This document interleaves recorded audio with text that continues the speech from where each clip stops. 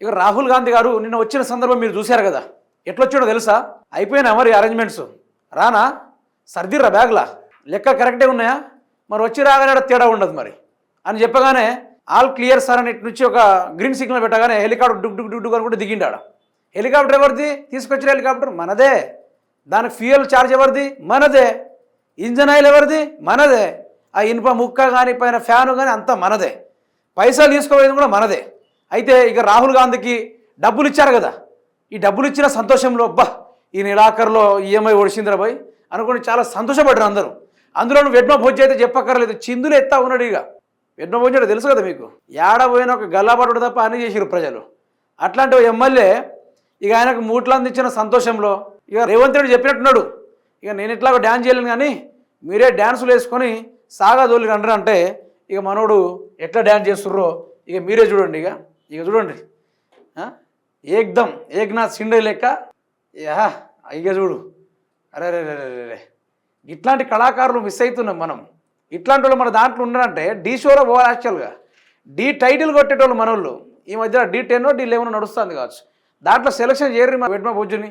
అగ్గో అగ్గో అగ్గో రే బ్రహ్మాండం. అసలు ఎంత బాగా చేసిండే, ఆ లిరిక్ అంటారా లేకుంటే జిమ్మిక్ అంటారా చూడండి. అగ్గో అట్లాంటిది ఇప్పుడు ప్రజెంట్ ట్రెండింగ్లో ఉన్న శేఖర్ మాస్టరే కానీ ఇంకా జానీ మాస్టరే కానీ ఎవరికి రాదంతా డ్యాన్స్. ఇక చూడండి, ఆనందంతో రెచ్చిపోతున్న మనోళ్ళు. ఏదో ఆ ఈఎంఐ అంతా అయిపోయిన తర్వాత ఎన్ఓసి ఇస్తారు చూసిర్రా, ఆ ఎన్ఓసి కోసం పోయినట్టు మహేష్ కుమార్ గౌడ గారు రెడీగా పట్టుకున్నారు. కథం ఇక మీకు మాకు సంబంధం లేదు అన్నట్టుగా ఇచ్చేస్తూ ఉన్నారు. పర్లేదు, బాగానే ఉంది. అయితే తెలంగాణ సొమ్మునికి ఇంత అద్మానంగా అప్పచెప్పి ఇంత సంతోషంగా ఉన్నారంటే ఇదేదో ప్రజలకే ఆ డబ్బులు ఇచ్చి 6 గ్యారెంటీలు అమలు చేసేసి మనకున్నది ఒకటి ఏదంటే విద్య, వైద్యం, ఉపాధి, ఈ 3 చక్కగా ఉందనుకోండి, ఏ గ్యారెంటీలు అవసరం లేదు, ఏ పుక్కట కంపెనీ కూడా అవసరం లేదు, పుక్కట ముచ్చట్లే అవసరం లేదు. వీళ్ళ టార్గెట్ ఏంటంటే యువకులందరూ బానిసవ్వాలి జెండాలు పట్టుకొని, సీరియళ్లకు, జబర్దస్తులకు, డీ షోలకు, బిగ్ బాస్లకు ఇట్లా అడిక్ట్ అయిపోవాలి. వాళ్ళు మాత్రం కోట్లు సంపాదించుకోవాలి. ఒక సినిమా రిలీజ్ కాగానే టికెట్ ధర 500 నుంచి 1000 రూపాయల దాకా.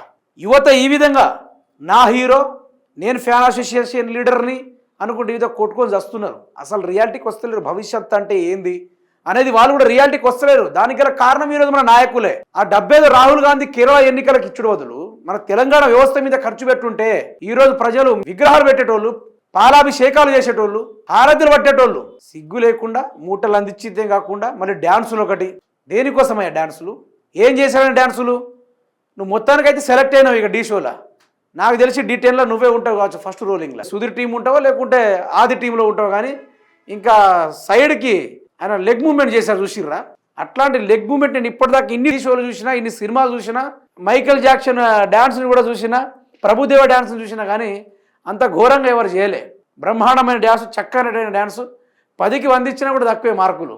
మొత్తానికైతే మన మూటినాడు పంపించేసిర్రు. ఇక ఎన్ఓసి లెటర్ తీసుకొని వెడ్మ భోజు గారు అయితే బయటకు వచ్చిర్రు. ఇది వ్యవహారము.